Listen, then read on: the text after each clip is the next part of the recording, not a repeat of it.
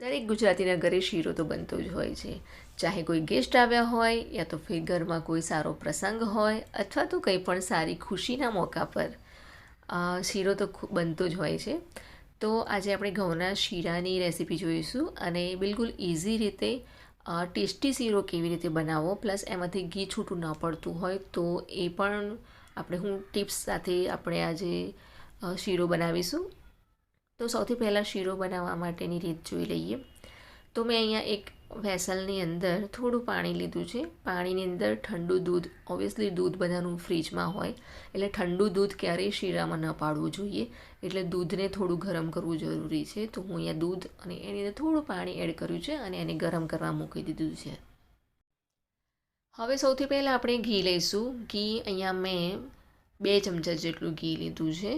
ઘી થોડું ગરમ થાય એટલે આપણે એની અંદર ઘઉંનો કરકરો જે જાડો લોટ આવે છે, શીરો માટેનો સ્પેશિયલ લોટ આવે છે, તો એવો લોટ લઈ લેવાનો. અહીંયા હું 3 વ્યક્તિ માટે બનાવી રહી છું, તો મેં 3 ચમચી જેટલો લોટ લઈ લીધો છે.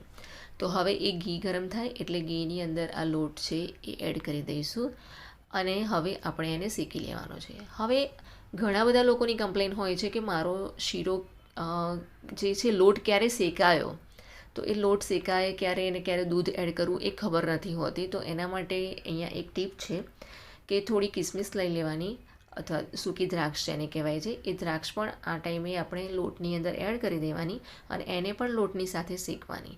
જ્યારે લોટ શેકાઈ જશે ત્યારે એની સાથે સાથે કિસમિસ પણ શેકાતી હશે, પરંતુ એ શેકાઈ અને જ્યારે કિસમિસનો દાણો જે છે એ ફૂલીને આ રીતે રાઉન્ડ શેપમાં આવી જાય ત્યારે સમજી લેવાનું કે તમારો લોટ જે છે એ શેકાઈ ગયો છે અને હવે એની અંદર દૂધ પાડવા માટેનો ટાઈમ થઈ ગયો છે.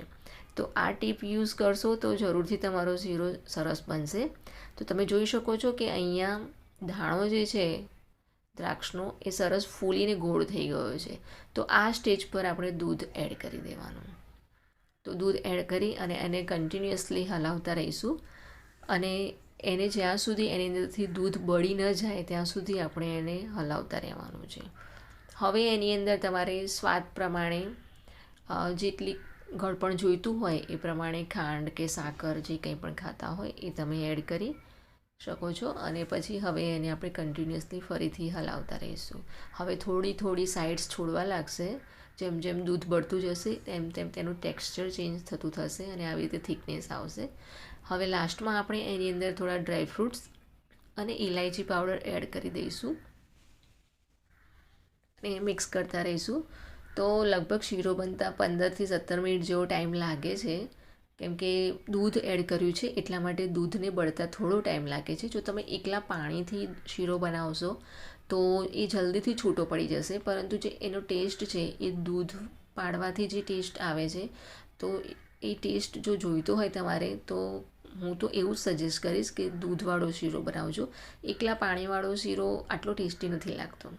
હવે તમે જોઈ શકો છો કે શીરાએ છે એ સાઇડ્સ છોડી દીધી છે અને તમે એને થોડી વાર માટે એમ જ વેસલમાં રહેવા દેશો અને ધીમે ધીમે ગેસે થવા દેશો તો એની અંદરથી ઘી જે છે એ પણ ફૂટવા લાગશે અને ખૂબ સરસ લાગશે, ટેસ્ટી બનશે.